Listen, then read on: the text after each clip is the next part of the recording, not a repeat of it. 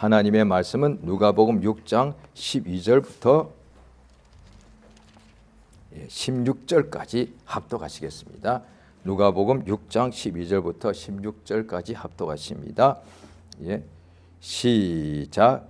이때 예수께서 기도하시러 산으로 가사 밤이 맞도록 하나님께 기도하시고 밝음에 제자들을 부르사 그 중에 12를 택하여 사도라 칭하셨으니 고 베드로라고도 이름 주신 시몬과 및 그 형제 안드레와 및 야고보와 요한과 빌립과 바돌로메와 및 알페오의 아들 야고보와 및 셀롯이라는 시몬과 및 야고보의 아들 유다와 및 예수를 파는 자 될 가룟 유다라. 아멘. 하나님은 유일한 주인이십니다. 당연히 보이지 않는 것이나 보이는 곳에 주인이 굉장히 많습니다. 지금도 세상에는 모든 법적으로 어떤 땅의 주인이 있고 그 다음에 가정의 주인이 있고 건물의 주인이 있고 다 있습니다. 그런데 그 주인들이 얼마나 셀 수 없이 많이 있습니까? 예수님이 그걸 모르실 리가 없는데 또 그 당시에는 왕들, 황제를 다 주인이라고 당연히 그렇게 말하죠. 그런데 예수께서 모르실 리가 없는데 하나님은 유일한 주시다. 그 세상에 있는 주인들이 사실 주인이 아니라는 거죠. 그러니까 하나님이 유일한 주인이시다. 그러면서 그를 마음을 다하여 사랑하라 하시는데요. 우리 하나님께서 예수님 오시기 전에는 유대인들에게 하나님이 선택하신 그 유대인들 아브라함의 자손들이죠. 아브라함의 자손이 혈통으로는 지금도 이슬람 사람들도 중동 사람도 다 아브라함의 후손이거든요. 혈통으로는. 그런데 아브라함의 후손 중에 이삭이 또 그 밑에 계속 나올 때 믿음의 자손을 말하죠. 그러니까 혈통으로 치면 아브라함의 후손이 지금 지구상에 굉장히 많은데 아브라함의 후손 중에 할 때는 믿음의 자손 이렇게 말합니다. 그 믿음의 자손들이 유대인이니까 그들에게 하나님께서 말씀을 주시는데 그것이 구약 성경이죠. 그 하나님이 계명을 주시는데 그 계명은 하지 말라가 많다 보니까 두렵고 형벌 받을 것 같은 실제로 하지 말라는 계명을 범했을 때 하나님이 벌을 하셨죠. 그런데 사실은 그 계명을 성경에서 자세히 보면은 하나님의 계명은 생명의 계명이라 살려주시는 거죠. 그러니까 모르고서도 죄를 범하는 경우가 이방인들은 그냥 모르고 죄를 범하는 그게 죄인줄도 모르고 또 알고서도 죄를 계속 범하면서 왜냐하니 의를 지킬 수 있는 의를 행할 수 있는 조건 자체가 하나도 없죠. 왜냐하니 의를 행하는 조건이 뭐냐니 하나님의 의의 명령을 받아야 그 명령을 들어야 그 명령을 지켜야만 어렵담을 받는데 명령 자체가 뭔지를 들어본 적이 없으니 모든 택함 받지 않은 이방인들 다 유대인 이외를 다 이방인이라고 성경 그렇게 전체를 말하죠. 이방인들은 생명의 말씀을 들은 명령을 들은 자체가 한 명령도 한 계명도 모르기 때문에 그냥 어머니 태중에서 잉태될 중에도 그냥 죄 중에 잉태가 되고 일생 살면서 나름대로는 세상에서 배운 것들이 있습니다. 어떤 중요한 좋은 어떤 말씀들을 배우기 때문에 수양하기도 하고 선하게 살기도 하고 그렇습니다. 그래서 그 사람들이 볼 때에는 이 사람이 착하다, 이 사람은 또 안 착하다. 지금도 세상의 모든 사람들이 나름대로 자기 기준이 있지 않습니까? 선하다, 악하다. 그런데 하나님 보실 때는 다 죄인이다. 하나님의 말씀을 들은 적이 없으니까. 그러니까 사람들이 자기 기준으로 자기가 어렵다 생각하는 사람들이 예수님은 우리의 죄 때문에 대신 죄를 짊어지고 십자가에 못 박혀 피 흘려 죽으셨습니다. 라고 예수 믿어야 멸망치 않고 영생 얻습니다. 라고 전해줄 때에 자기가 선하다고 생각하는 사람은 좀 필요가 없게 생각하고 심지어 나는 내 힘으로 천국 극락할 수 있습니다. 이런 사람도 사실 없지는 않거든요.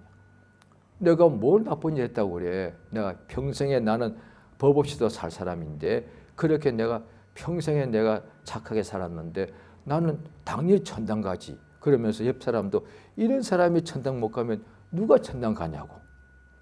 또 그런 사람들이 비판할 때 보면 꼭 오늘날 교회 다니는 사람들이 자기들 천국 간다고 하대. 그런데 내가 볼 때 그 사람들이 내가 아는 몇 사람은 그 교인 중에 순 죄인 중에 죄인이요. 그런데 그런 사람이 천국 가고 이런 사람이 지옥 간다고 에이, 말이 안 되는 그런 하나님 엉터리 아니요? 다 불신자 중에 상당히 그렇게 말합니다. 심지어 믿다가도 교회 안 들어가고 시험 든 사람도 이렇게 말합니다. 그 교회에 내가 갔는데 어떤 목사님일 수도 있고 어떤 장로님일 수도 있고 무슨 교회가 그래? 나 그런 교회 안 가. 뭐 그런 사람들이 천국 가고 그런 사람이 상 받는데 에이 아닌 것 같아. 예, 그렇습니다. 그러니까 믿는 사람들도 시험 들어서 예수를 믿는 것을 포기하지는 않죠. 왜? 큰일 나니까. 그 정도는 아니까. 그런데 신앙 생활을 하지 않는 그냥 마음으로 믿고 있다 그러고 천국은 가야 되니까. 그런데 신앙 생활을 하지 않는 것이 이유 중에 하나가 이제 시험 들어서 그렇단 말이죠. 교회를 다니다가 안 다니는 경우는 시험 드는 거니까. 왜 시험 들었냐니 거의 상당수가 교회 다닐 때 믿는 사람들 중에서도 믿음이 연약하다는 새신자 때문에 시험 드는 경우는 별로 없죠. 왜? 그 사람 자체가 믿음이 없는 줄 아니까. 그런데 믿음이 좋다는 직분자들이잖아요. 무슨 장이 있고 무슨 사가 있고 교회마다 무슨 그런 직분들이 많지 않습니까? 그런데 그 볼 때에 자신이 볼 때 그 직분자들의 믿음이 좋다고 생각하기 때문에 그런데 그 믿음이 좋다는 사람들이 하는 생활이 또 주변에 또 교회 주변에 또 사는 경우가 많으니까 평상시에 생활 속에서 그냥 볼 수밖에 없죠. 그러면 평상시에 보는데 주일날 교회 갔을 때는 아주 직분이 훌륭한 분들인데 평상시에 생활하는 거 보면은 전혀 믿는 사람 같지 않게 행동하는 것이 많거든요. 그래 그걸 보니까 도무지 그 교회 다니는 자신도 믿음을 자기가 뭔가 보고서 믿음의 훌륭한 사람을 보고서 자기가 본을 받아야 되고 따라가야 되는데 시험 드는 거죠. 무슨 교회 목사님이 장로님이 권사님이 저래 시험 들어서 바뀌어요. 오늘 본문이 그 내용 굉장히 중요한 내용입니다. 예수께서 공생에 시작하실 때에 사복음서가 공통적으로 나오는 것이 12제자를 부르셔서 사도라고 예수님께서 직분의 이름을 주셨습니다. 구약에 없는 직분이에요. 선지자라는 직분은 구약 때도 있고 신약에도 있고요. 또 우리 이제 믿고 거듭난 사람 보고 왕 같은 제사장이다. 이게 신약에도 나옵니다. 그런데 사도라고 칭하는 것은 예수님이 12명을 딱 칭했다고요. 오늘날에 2000년이 기독교가 세월이 지나갔는데 어떤 이들이 목사님 중에 목사님들의 목사님이 있을 수가 있죠. 왜? 목사님들이 그 훌륭한 목사님한테 배워서 목사가 되는 경우가 많으니까. 그러니까 목사님들의 목사가 있단 말이죠. 그러니까 너무 그 목사님이 훌륭하다 보니까 그냥 목사라고 서로 부르니까 동등 같아서 너무 민망해서 높여주는 경우가 있다. 그래서 사도라고 치네요. 그 직분 인플레이션이에요. 그 마음대로 하면 안 되는 거예요. 직분은 특히 신약에 예수가 주신 직분인데 예수가 사도라고 칭했는데 함부로 사도라고 인간들이 칭해요. 큰일 나는 거예요.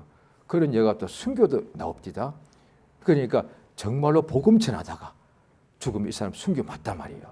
또 교회에서도 정말로 뭐 힘을 다하여 주의 몸된 교회에서 봉사하고 섬기다가 너무 건강을 상실해서 갑자기 세상을 떠났다.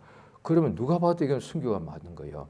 그런데 그게 아니라 어디에 여행 갔다가 죽었어. 그걸 순교라고. 안타까운 마음이야 말할 수가 없죠. 얼마나 안타깝겠습니까? 그런데 그걸 순교라고 하면 어떻게 되는 거예요? 그러면 다 순교지 뭐. 믿는 사람이 죽으면 다 순교인 거예요. 아니에요. 그러니까 자기들이 그렇게 말을 하는 거예요.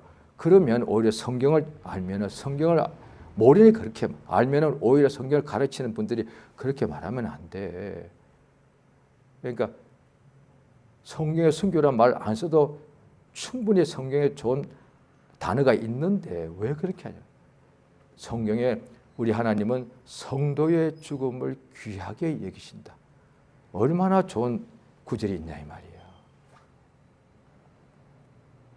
성도가 죽었을 때는 여러 가지 형태로 죽겠죠.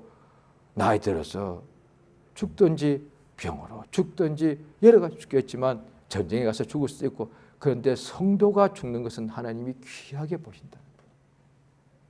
인간에게 죽음이 가장 나쁘고 최악인데 성도의 죽음은 하나님께서 귀하게 보신다는 거지.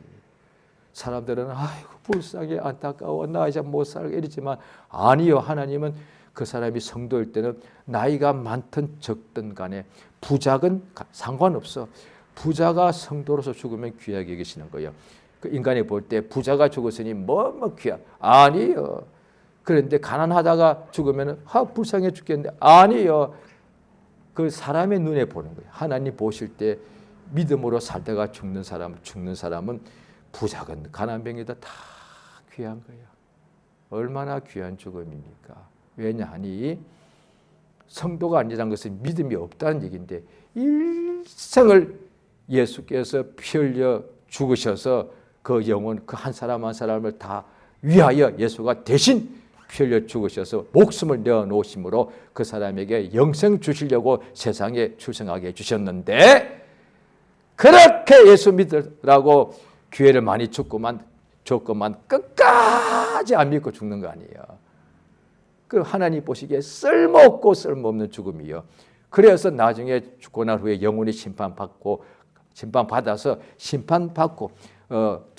교도소 가는 사람들도 그냥 가는 게 아니지 않습니까? 교도소 가기 전에는 그냥 구치소라고 해서 그건 형무소가 아니거든요.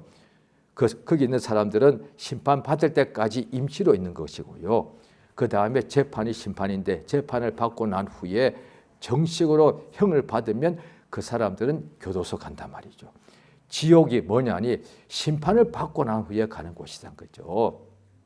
그런데 이 세상에 살면서 예수 믿으면 심판을 우리 하나님께서 예수를 보내주셔서 십자가에 죽게 하신 까닭은 하나님이 세상을 이처럼 사랑하셔서 예수를 믿는 사람은 멸망치 않고 영생을 얻게 하기 위해서인데, 이 믿으라고 그렇게 일생 동안에 특히 한국이면 더하죠. 한국은 130년 전에 기독교가 왔기 때문에, 또 한국은 이게 6.25 전쟁 전에는 북한이 한국 기독교가 엄청나게 부흥됐던 곳이고, 평양에서 한국 역사상 대부흥이 일어났던 곳이 평양이었습니다.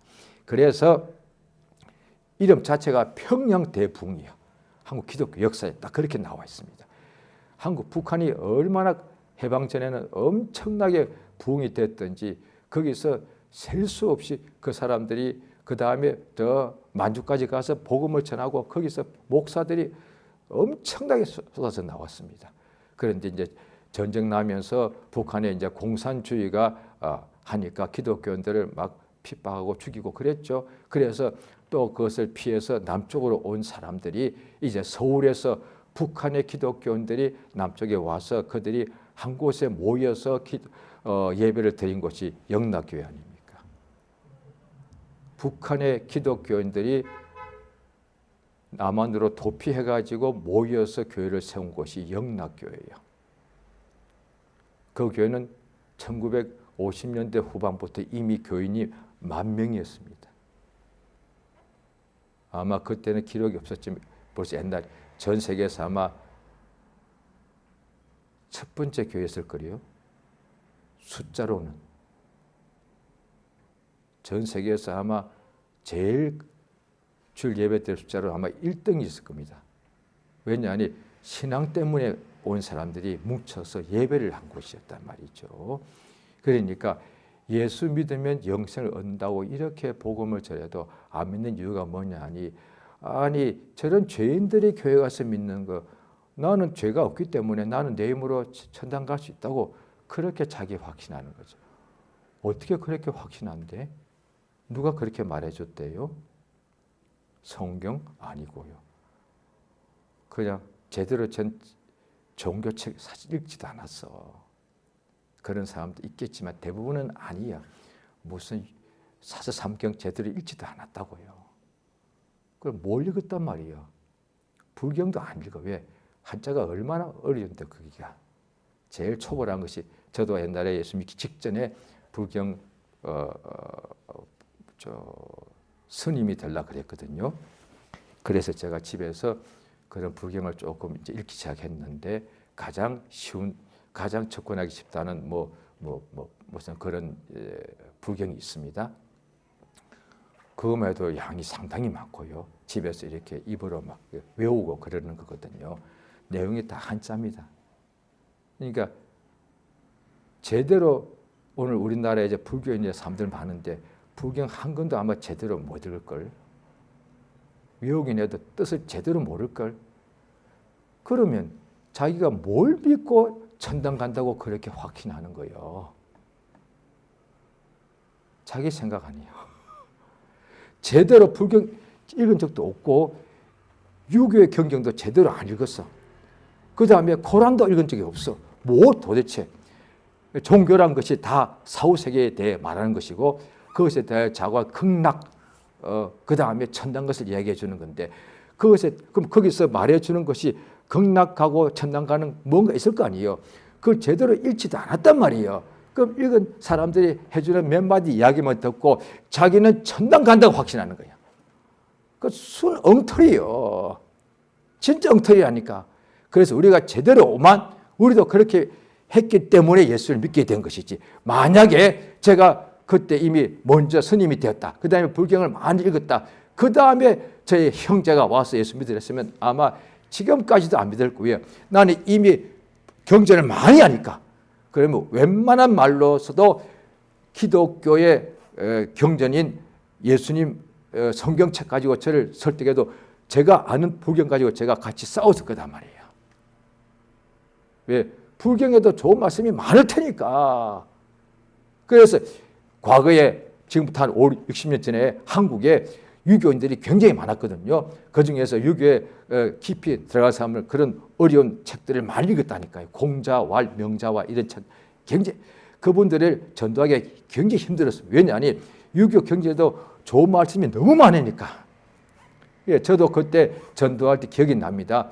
그런 사서삼경 같은 거 유교 경전을 많이 읽으신 분이 막 예수의 복음을 막 전했거든요. 뭐 평강에 대하여 그 다음에 영생과 했더니 그분이 유교에도 이런 좋은 말씀 있다고 탁탁 말해주는 거예요. 오, 비슷하네?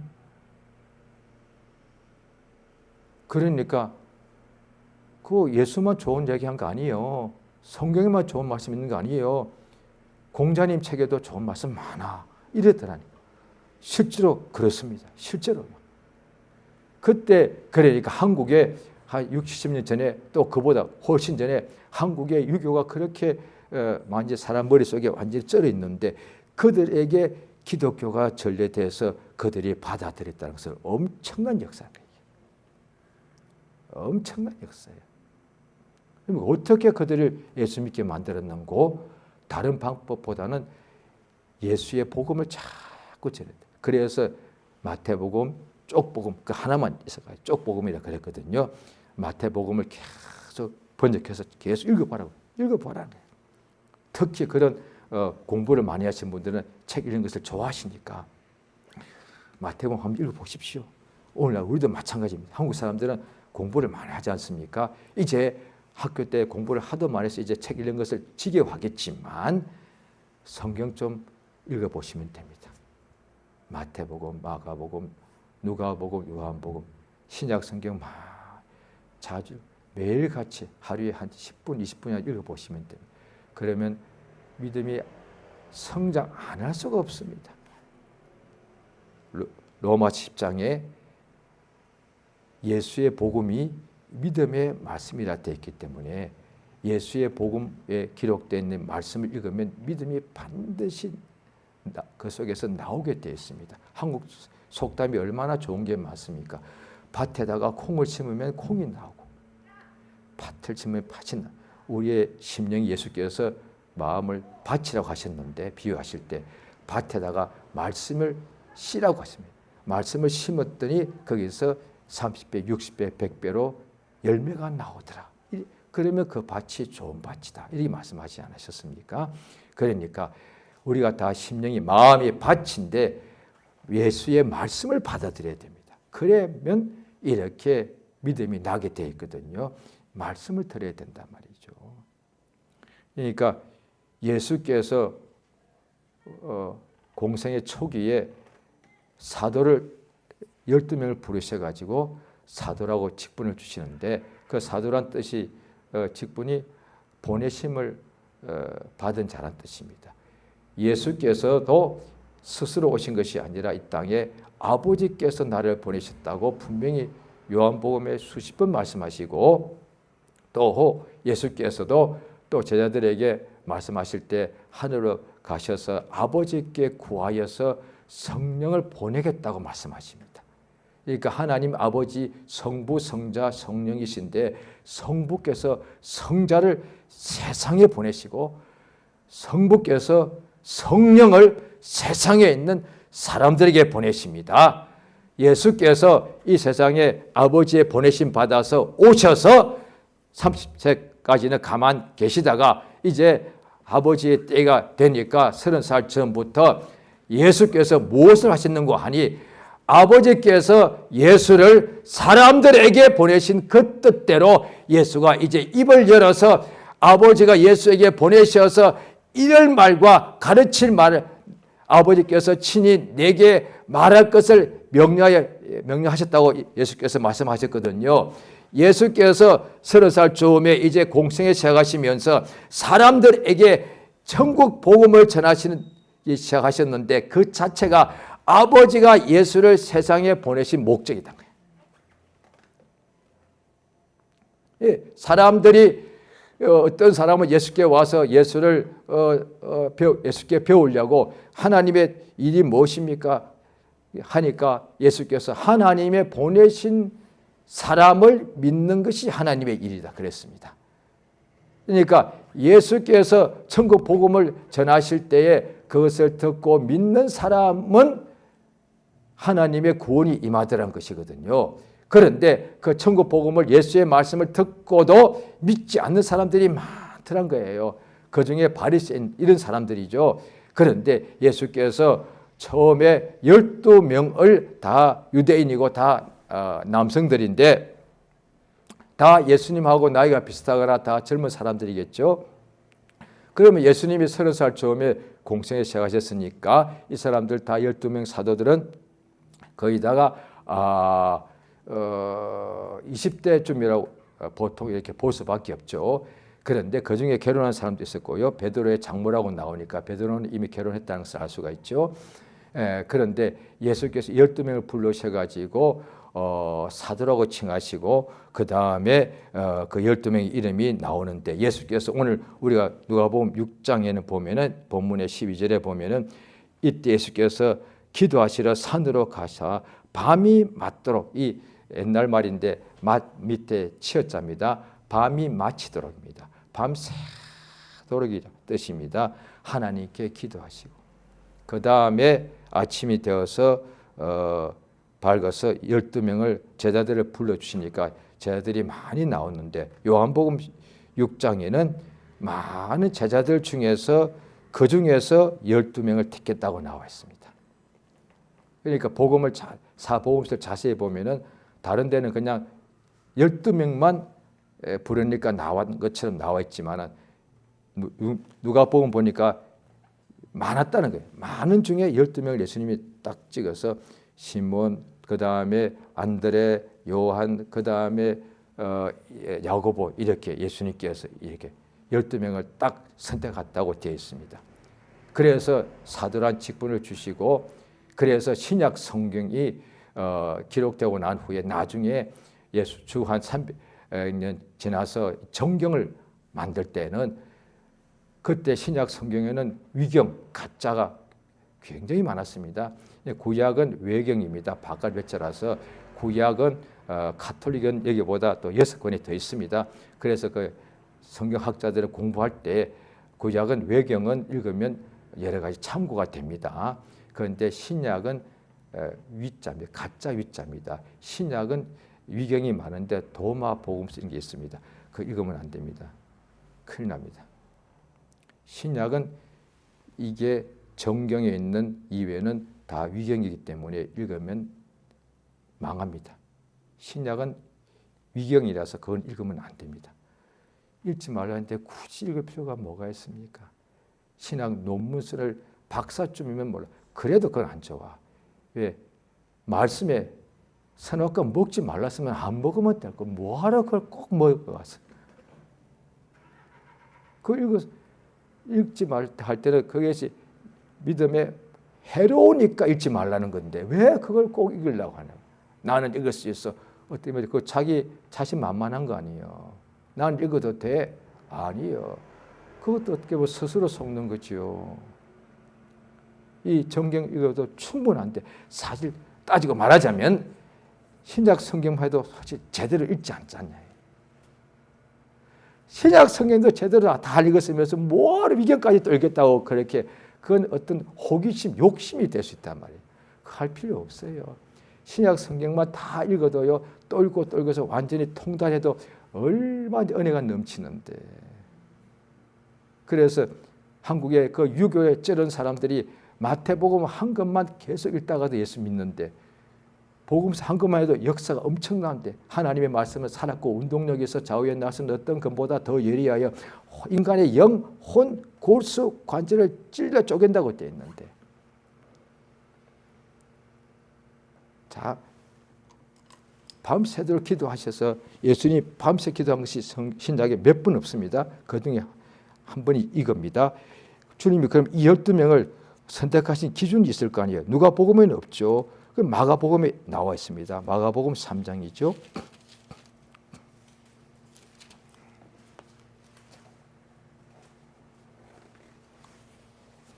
마가복음 3장 13절입니다. 자, 같이 읽겠습니다. 마가복음 3장 13절 같이 읽습니다. 자, 시작. 또 산에 오르사 자기 원하는 자들을 부르시니 나온지라. 이에 12를 세우셨으니 이는 자기와 함께 있게 하시고 또 보내사 전도도 하고 귀신을 내어 쫓는 권세도 있게 하려 하심이라. 예, 그 뒤에는 같습니다. 이 마가복음은 또 누가복음에 다 기록되지 않는 부분이 또 기록됐단 말이죠. 그러니까 예수께서 이 누가복음에는 기록됐지만 마가복음에는 밤새 기도했다고는 나와 있지 않고요. 그런 예수께서 자기의 원하는 사람들을 부르셨는가 나오는데 이에 12명을 세우셨는데 목적은 자기와 함께 있게 하시고 그 다음에 보내어서 전도하게 하시고 귀신 내어 쫓는 권세도 있게 하려 하심이라 되어 있단 말이에요. 그러니까 12명 중에 택한 기준이 예수님이 원하시는 사람들이에요. 그러니까 하나님이 원하시는 것이 이 지구가 성경 보면 여기가 흑암인데 이 흑암에 하나님이 기준 눈에 보실 때 원하는 것이 뭐가 있겠습니까? 우리 인간이 볼 때는 이 지구가 장차 예수님께서 보면은 마지막 때가 되면 이 큰 소리로 이 우주가 다 없어진다고 되어 있는데 없어질 것도 하나님은 이렇게 잘 지었기 때문에 인간의 눈에 볼 때는 파란 하늘이 흰 구름이 그 다음에 봄바람, 가을바람 불 때 얼마나 시원하고 좋고 그 다음에 바다가 얼마나 아름답고 거기 있는 섬들이 얼마나 기가 막히고 바닷물 색깔이 얼마나 깨끗한지 뭐 상상을 못할 정도로 이쁜 바다가 있고 꽃들은 또 왜 그렇게 향기롭고 이쁜지. 그런데 하나님 우리는 그런 것들 좋으니까 원한단 말이에요. 그래서 사람마다 원하는 것이 있지 않겠습니까? 다 각각의 자기가 원하는 분야가 다 다르죠. 그런데 공통적인 것은 있습니다. 사람들이 뭘 원합니까? 자기가 사랑할 사람. 남자는 아내는 남편을 될 사람 원하고 그 다음에 자식, 아들, 딸 원하고 그 다음에 나이가 더 들면 원하는 거 별것 없습니다. 아들, 딸 다 잘 되는 것밖에 없습니다. 하나님이 이 우주 안에서 뭘 원하시겠습니까? 우리는 기준이 볼 때 그 사람 훌륭하지만 성경 보면 곳곳 예수님께서 사람들의 믿음을 보셨다고 되어 있고 나다나엘이란 사도 중에 한 명은 예수님을 보러 가자고 빌립이란 친구가 데리러 왔더니 나사렛 사람 출신이라며 나사렛에서 무슨 선한 것이 나냐 이랬단 말이에요. 그랬을 때 친구가 가자고 하니까 친구 따라 나왔는데 예수님이 이미 알아보고서 참 이스라엘 사람이다. 어떻게 나를 아십니까? 속에 간사한 것이 없다. 예수님 속을 다 보신다는 얘기잖아요. 따라하면 그러면 하나님 보실 때 원할 사람이 세상에 어디 있단 말이에요. 속은 다 시커먼데 겉으로는 깨끗하게 보여도 그래서 예수님이 바리새인들 보고 회칠한 무덤이라. 거기 가보시면 거기는 중동 지방은 다 햇빛이 심하니까 다 건물 바깥을 하얗게 칠해놓습니다. 무덤도 하얗게 무덤이 이쁩니다. 그런데 그 속에 죽음이 있더라고요. 시체가 있단 말이에요. 그러니까 겉으로는 깨끗하게 사람들이 보입니다. 그래야 마땅하니까. 왜? 나도 거울을 볼 때 내가 깨끗한 게 좋지 내가 더러운 게 싫더란 말이에요. 사춘기 때는 나도 거울을 볼 때 나는 왜 이렇게 못생겼을까? 다 그렇게 생각하잖아요. 나는 왜 이렇게 태어났을까? 그러니까 거울을 봐도 자기가 더 좋은 걸 원한다. 그러니까 자기가 더 아름다워지기 원하고 마찬가지로 남을 봐도 마찬가지예요. 아름다운 것을 볼 때 좋고 그 이상을 보면 피하고 싶고 말이에요. 그런데 속을 다 보는데 인간의 속. 요즘 지구상 인구가 너무 많아서 80억이 넘는다며요. 80억 속에 다 보인다 합시다. 남들이 내 속 보면 안 돼. 저는 자신 없습니다. 저는 하나님만이 제 속을 보신다는 게 너무 고맙습니다. 사람이 제 속을 본다면 나도 내 속을 볼 때는 내가 싫을 때가 많은데 사람이 내 속을 보면 어떻게 되겠습니까? 불가능해요.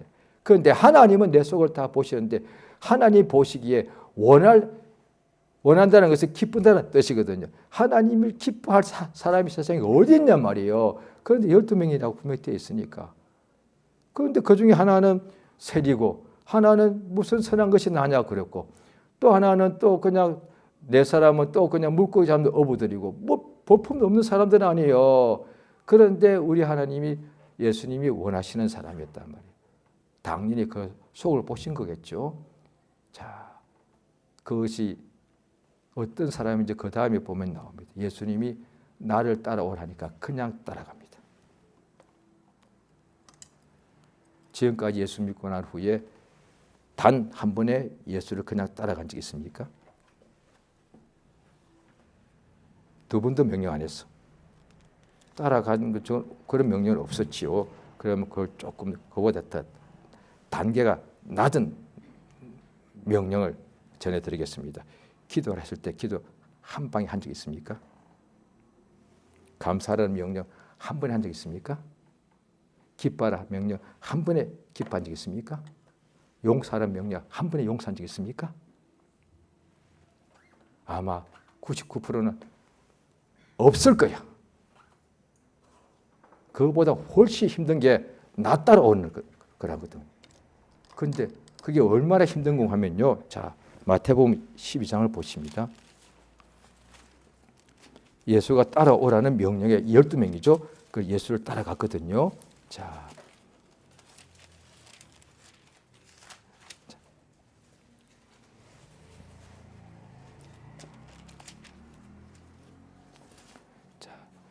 마태복음 12장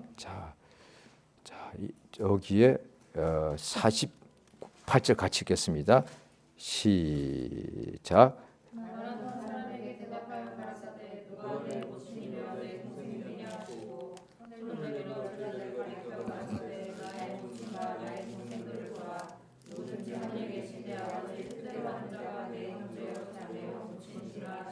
예, 누구든지 하늘에 계신 내 아버지 뜻대로 하는 사람이 형제여 자매여 모친이라. 예수께서 여기서는요 제자들 보고 그냥 제자 정도가 아니라 내 형제라 그랬습니다. 49절에 제자들을 가리켜 가라사대 나의 모친과 나의 동생들이다.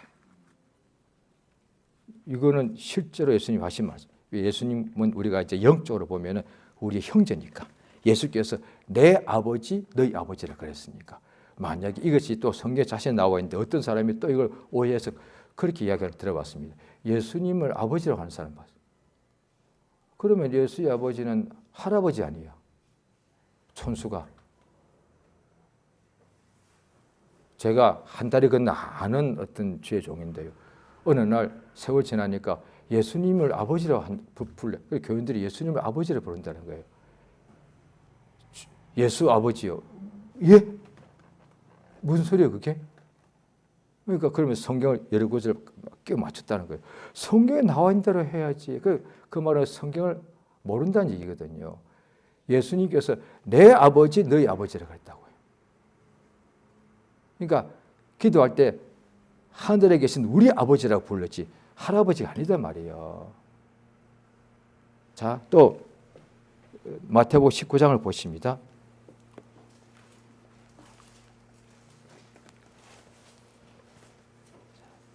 마태복음 19장 27절입니다. 같이 읽습니다. 시작. 이에 베드로가 대답하여 가로되 보소서 우리가 모든 것을 버리고 주를 쫓아 싸우니 그런즉 우리가 무엇을 얻으리이까. 계속 읽습니다. 예수께서 가라사대 내가 진실로 너희에게 이르노니 세상이 새롭게 되어 인자가 자기 영광의 보좌에 앉을 때에 나를 쫓는 너희 앉아 이스라엘 12지파를 심판하리라. 또 내 이름으로 집이나 형제나 자매나 부모나 자식이나 전토를 벌인 자마다 열애배를 받고 또 영생을 상속하리라. 그러나 먼저 된 자로서 나중되고 설두사도 집을 버렸습니다. 우리는 집 하나 장만하겠다. 요즘 사람도 아니 저희 때까지만 집 하나 장만하는 게 일생의 소원입니다. 그래서 죽을 때까지 뼈 빠지게 일하는 거예요. 내 집 장만하려고. 그런데 있는 집을 버렸다니까요. 헌금한 게 아니고요. 아예 집을 그냥 버리고 나왔다니까요. 이거 미친 거예요. 보통 사람이 볼 때 미친 거예요. 이거는. 심지어 믿는 사람들 이렇게 말합니다. 적당히 믿으라 말합니다. 이렇게 광적으로 믿지 마. 믿는 사람들 그렇게 말한다니까. 글쎄 어떤 교회 장로가 그렇게 말한다니까요. 글쎄. 장로님이 그렇게 말한다면서 그 장로님이 말했으면 했으니까 장로님 말씀 옳다고 얘기하면서 당신이 그렇게 심하게 하는 게 아니에요. 우리 장로님이 그렇게 말씀하시더라고. 이렇게 말해. 장로의 말을 힘주면서 이 사람이 틀렸다고 말하는 거예요. 그럼 장로의 말이 옳은 거예요. 예수님 말씀이 옳은 거예요. 그러니까 장로란 사람이 자기는 이런 적이 없으니까 이렇게 하는 사람들 보고 오히려 나도 이런 믿음 달라고 하나님께 구해야 될 건데 반대로 자기가 안 되는 것 가지고 믿음 있는 사람 보고 잘못됐다고 말하면 이거 어떻게 되냐 거야. 예수님이 하신 말씀 중에 지금은 심판하지 않는데 그 날에 너희가 무슨 무익한 말을 하든지 그 말로 심판을 받는다 그랬습니다. 집 버렸습니다. 형제 버렸습니다. 자매 버렸습니다. 그럴 수 있지 뭐. 부모를 버렸습니다. 그럴 수도 있어. 자식을 버렸습니다. 이건 못하지. 이건 못하는 거거든. 사실 형제 자매도 못 버리지만 그래도 부모보다는 쉬워. 또 부모도 못 버리지만 부모도 버릴 수 있어. 그래도 자식은 못 버려. 그런데도 자식은 또 버려. 그 다음에 또 나옵니다. 여기는 목숨도 나옵니다. 자기 목숨도 버립니다. 이거는 불가능이거든요. 그들이 나중에 순교하더란 거지. 이걸 순교라고 말하는 것이지. 이걸 중에서 안 버리고 살아가다 어떻게 잘못돼. 그거 순교가 아니에요. 내 이름을 위하여라고 분명히 되어 있잖아요. 내 이름을 예수 이름을 위하여 전토 재산 다 버리고 집도 재산도 목숨도 가족도 싹 자기 중요한 모든 것 다 버려버리는 거예요. 그들이 사도였다니까 글쎄. 그 사도들이 기록한 성경을 신약 성경을 정경으로 했다니까요. 신약 성경을 정경으로 할 때 첫 번째 기준이 예수님의 사도들이 기록했을 것. 아무리 영감 있고 대단한 그 후배된 목사가 썼다 할지 그건 아니에요. 예수님이 직접 부르신 세우신 사도가 기름 부으신 사도가 기록한 것. 마태, 누가와 그 마가복음은. 그래서 마가복음은 마가가 기록했지만 베드로의 통역관이기 때문에 베드로의 복음이라고 학자들이 연구하니까 거의 그렇게 맞더란 거예요. 그럼 누가복음 또한 사도 바울의 비쓰고 동역자였기 때문에 누가가 이것도 거의 사도 바울의 복음과 비슷하다 이렇게 본 거죠. 그 다음에 신약의 뒤에 로마서부터 전부 다가 거의 다가 사도 바울이 기록한 것이니까. 그러니까 사도들의 손으로 기록된 것. 그런데 야고보서는 왜 기록됐느냐? 예수님의 친동생 야고보입니다. 12사도는 아니고요. 그 요한의 형 야고보는 너무 일찍 죽었으니까 미리 기록 못했고 예수님의 친동생 야고보가 사도는 아니었지만 거의 사도와 같은 반열이 사도행전에 보면 나옵니다. 이런 사람이 사도야. 예수님이 그 속으로 아는 거예요.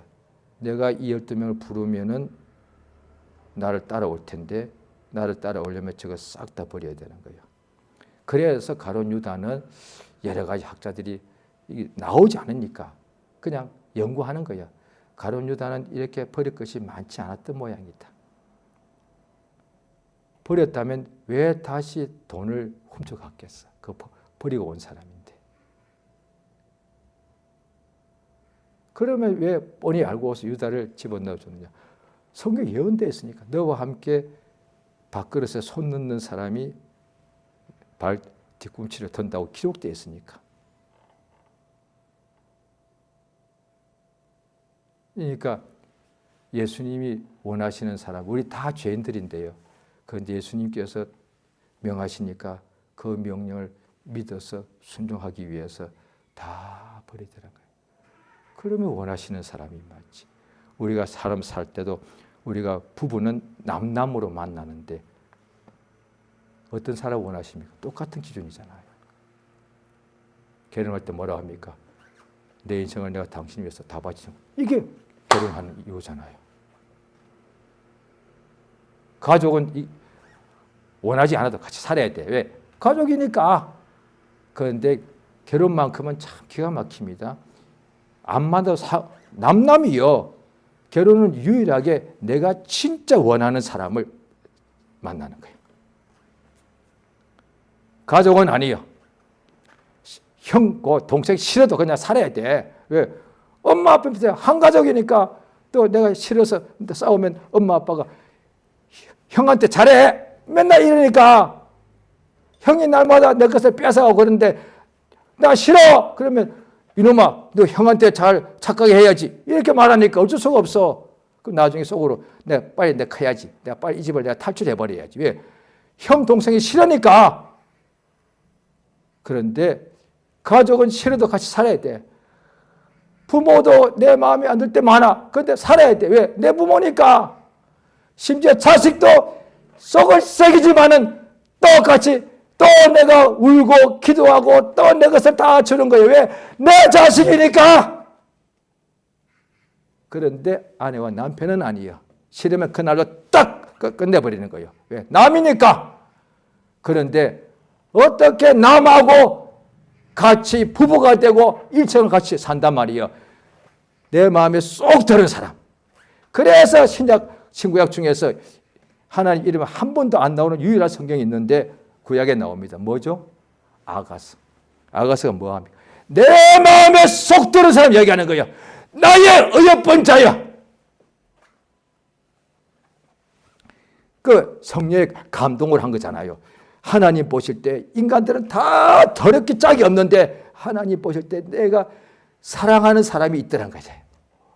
우리가 뭘 해가지고 하나님의 사랑을 받을 뭐가 있냐 이거예요. 그런데 아니에요.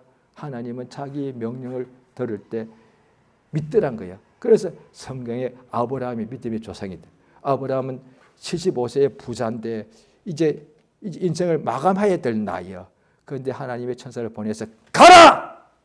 그냥 가버리는 거예요.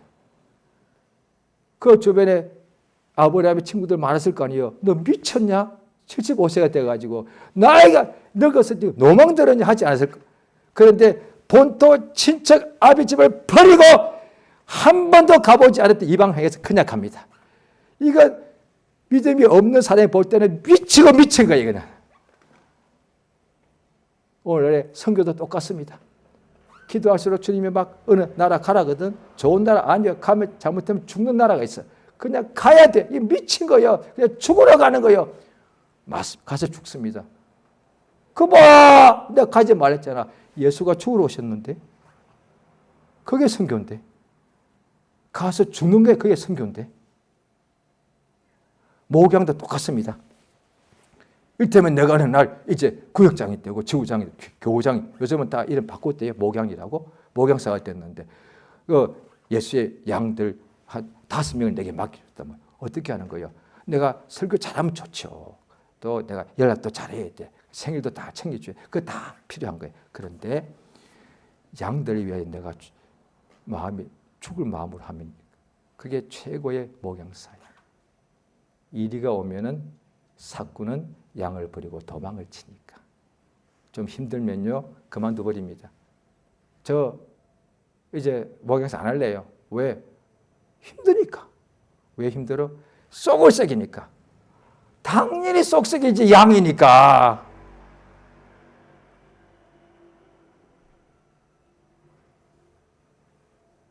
목숨을 버리는. 그래서 요한복음 10장에 나오거든요. 예수가 원하시는 사람이 누구냐? 하나님 원하시는 사람.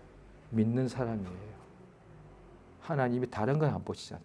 그래서 거기에서 신구약을 하나로 쫙 이렇게 요약해 놓은 것이 히브리서 11장인데 믿음이 없이는 기쁘시게 못한다. 아벨부터 계속 나옵니다. 다 시대는 달라. 환경도 다 달라서 그런데 공통점은 다 믿음으로 살았다. 믿음으로. 누구는 동굴에 살았고 누구는 톱으로 캠을 당했고 믿음으로 누구는 일생 동안에 그냥 짐승 가죽 옷을 입고 살았고 누구는 악행을 당하고 누구는 구차하게 살았단 말이에요. 그런데 다 믿음으로 살았다. 믿음이 없이는 하나님을 기쁘시게 못하나니. 그래서 나의 의는 믿음으로 말미암아 살리라. 12사도는 적어도 성경적으로 볼 때 주님이 원하시는 사람인데 어떤 사람? 그냥 주의 말씀을 믿더란 거지. 오늘 우리가 어떻게 거듭났습니까? 딱 한 가지잖아. 예수 믿은 거잖아요. 예수 믿은 거예요. 다른 이유로 됐다면 당신 아직 거듭나지 않은 거예요. 거듭나는 것은 딱 하나밖에 없어. 하나님의 아들 그리스도 예수를 믿는 믿음으로만 거듭나는 거예요. 그 다음에 천국도 어떻게 가느냐? 믿음의 결국 영혼의 구원을 받음이라. 이 믿음을 계속하는 것이 믿음 생활이잖아요. 따라서 오늘도 또 내가 직장에 가고 또 평일에 열심히 일해야 되겠죠. 거기서도 예수 믿는 믿음을 쓰면 된단 말이에요. 교회 못 가죠. 예배하러 못 가죠. 일해야 되니까. 성경도 못 읽죠. 그럴 때도 마음으로 예수를 믿고 입으로 신하면 되지 않습니까? 내게 주 예수여 나를 도와주시옵소서. 이건 믿으니까 기도하는 건 아니에요. 예수님 오늘 내가 일할 텐데 지혜를 주시고 안전하게 도와주시고 평안을 주시고 나를 도와주시옵소서. 이게 믿으니까 기도하는 건 아니에요. 예수 믿으니까 예수한테 기도하는 거지. 이 믿음으로 사시는 복된 역사가 있으면 날마다 어디 있든지 주님이 당신 사랑하십니다. 이 시간 기도하십니다. 예수 이름을 부르고 기도할 때에 각각의 자기의 믿는 바대로 주 앞에 기도합니다. 다 같이 예수 이름 한번 부르고 기도하시겠습니다. 예수여 참으로 감사드리옵나이다. 하나님 아버지 은혜 주심을 진실로 감사합니다. 주 예수여 진실